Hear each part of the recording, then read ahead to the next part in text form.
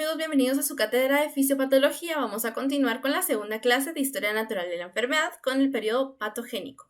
Mi nombre es Mayli Michelle Bien López, soy estudiante de segundo año en la Facultad de Ciencias Médicas de la Universidad de San Carlos de Guatemala y también soy creadora de contenido médico en Instagram, Facebook y colaboradora con Udocs como @doctora Pro.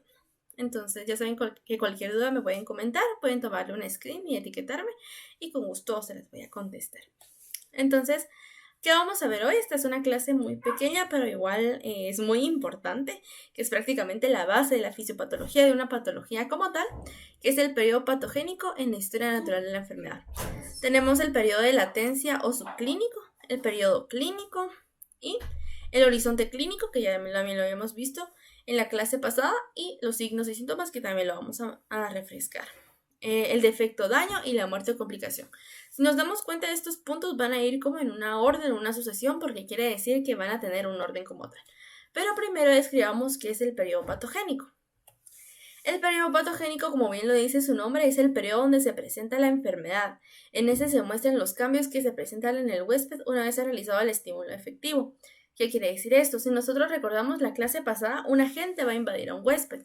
Cuando éste lo va a invadir, tiene que pasar por un periodo donde antes de provocar un daño tisular, ese tiene que proliferar. Al proliferar, causa un daño tisular y ya produce la enfermedad. Entonces va a tener unas dos etapas, que es el periodo subclínico, también llamado incubación o de latencia, y un periodo clínico. La diferencia entre estas dos es que el periodo subclínico, como bien lo dice su nombre, es antes de la clínica de incubación, donde todavía está incubando el microorganismo de latencia, donde permanece quieto prácticamente, es donde no hay signos ni síntomas. Solo la persona está normal. Sabe tal vez que se ha expuesto a un agente, a un reservorio, a un ambiente donde está propenso a contraer una enfermedad, pero simplemente aún se está proliferando, no hay signos ni síntomas. Luego tenemos el periodo clínico, que aquí es donde ya se presentan los signos y síntomas, donde el primerito, que sería el horizonte clínico, ya sabemos que la persona está enferma. Luego tenemos el periodo de latencia o subclínico de incubación, que es aquel periodo que no va a presentar ni lesiones anatómicas o funcionales, todos los órganos van a estar bien, tanto a nivel tisular como a nivel sistémico en general, no va a presentar nada, únicamente está proliferando. No hay síntomas, no hay signos, es el periodo de incubación, está dentro del organismo pero no ha causado nada. El periodo de latencia se mantiene quieto, inmóvil prácticamente el microorganismo. Y aquí se van a considerar tanto las enfermedades crónicas como agudas.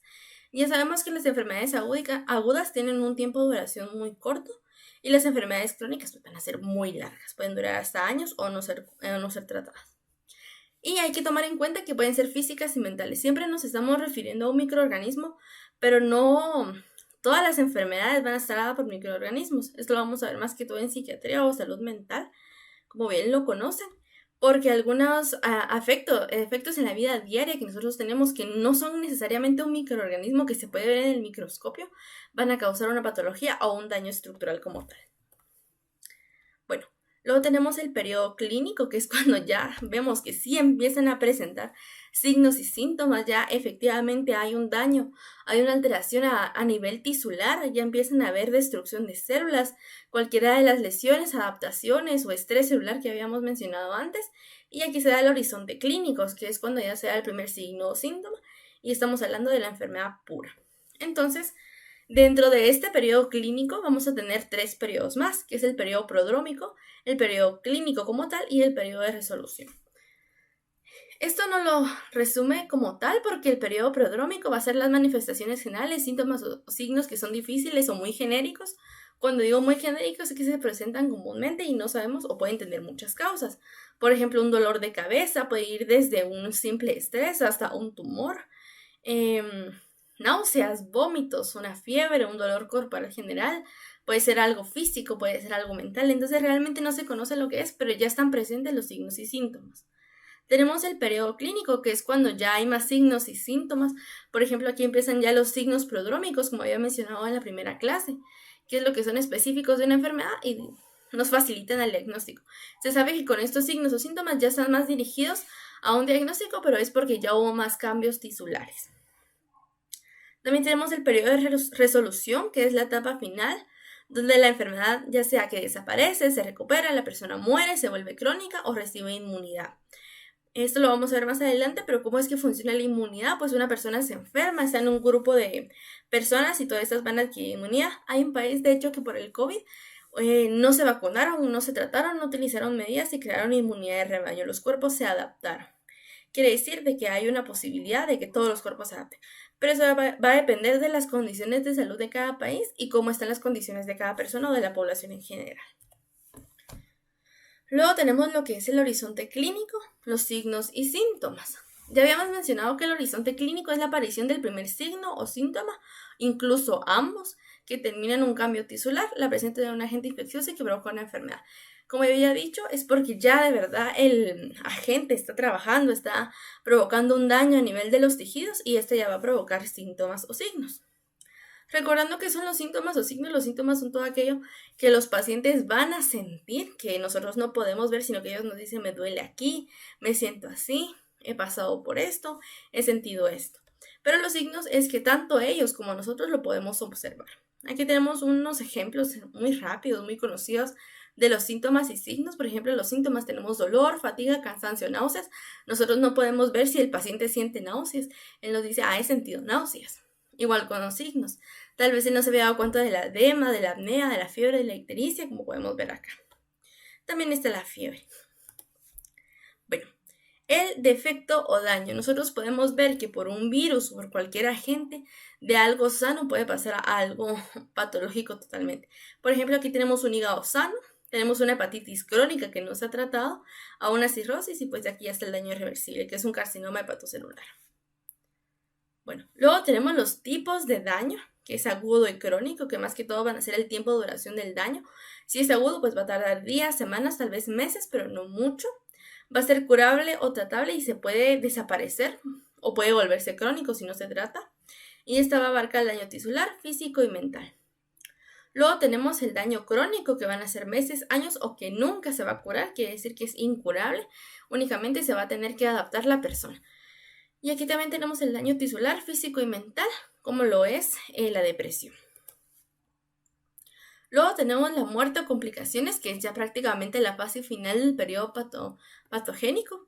Y tenemos varias alternativas, que es lo que puede pasar con el paciente. Tenemos una enfermedad crónica, ya sea hepática, una enfermedad renal, una enfermedad estomacal, que simplemente ha provocado un daño tisular, que puede ser irreversible o reversible, pero la mayoría de veces no tienen tratamiento, únicamente se aprende a vivir con la enfermedad y se disminuye la calidad y el tiempo de vida. Por ejemplo, una enfermedad renal, se va a atrofiar el riñón, va a dejar de funcionar correctamente, aquí podemos ver la anatomía del riñón, y esto pues a la vez causa un deterioro en la vida del paciente. Otro, tenemos la inmunidad, que es cuando ha estado expuesto una persona o un grupo de personas, como lo que decía con la inmunidad de rebaño, y esta logrado inmunidad tanto por el sistema inmune, por los linfocitos, los macrófagos y demás, pero esta sufrió una adaptación, el cuerpo sufrió una adaptación a las circunstancias y se produjo una inmunidad, quiere decir que está apto o puede sobrevivir ante cierta patología. Pero también existe la probabilidad de que pueda ser un portador asintomático o sintomático. Una persona se va a enfermar, puede adquirir inmunidad porque el cuerpo logró adaptarse ante esa enfermedad, pero a la vez puede propagar esa enfermedad o puede ser sintomático. También tenemos la rehabilitación, que a mi parecer es una de las mejores, ya que la enfermedad ha provocado un daño que puede ser crónico o agudo, pero esta siempre va a requerir una rehabilitación. Va a necesitar la ayuda de un profesional como un fisioterapeuta, un psiquiatra, alguien que ayude a los cambios que no se han podido lograr por no haberse tratado o por no tener una correcta información acerca de la enfermedad. Entonces, prácticamente la rehabilitación le está dando una mayor calidad de vida, un mayor tiempo y cómo aprender a vivir con su enfermedad. Ahí tenemos la última, que ya es para finalizar, que es cuando termina el periodo patognómico, porque de verdad ya no hay otra resolución, que es cuando hay un alto daño tisular, ya sea físico o mental, que provoca daños irreversibles y puede ser de factores múltiples. Si estamos hablando de algo tisular, una enfermedad crónica que nunca se trató, un mal tratamiento, un uso adecuado de medicamentos, una mala alimentación. Si es mental, pueden ser factores sociales, personales, familiares, económicos. Por eso es de factores múltiples. Entonces eso sería todas las bibliografías que utilicé De igual forma son del MOPS-2 por la Organización Panamericana de Salud y la Organización Mundial de la Salud. Muchísimas gracias por su atención. Ya saben que pueden seguir a Harper Academy en Facebook y en Instagram. Y a mí como @doctora Broadman en Facebook, Instagram y YouTube. Muchísimas gracias.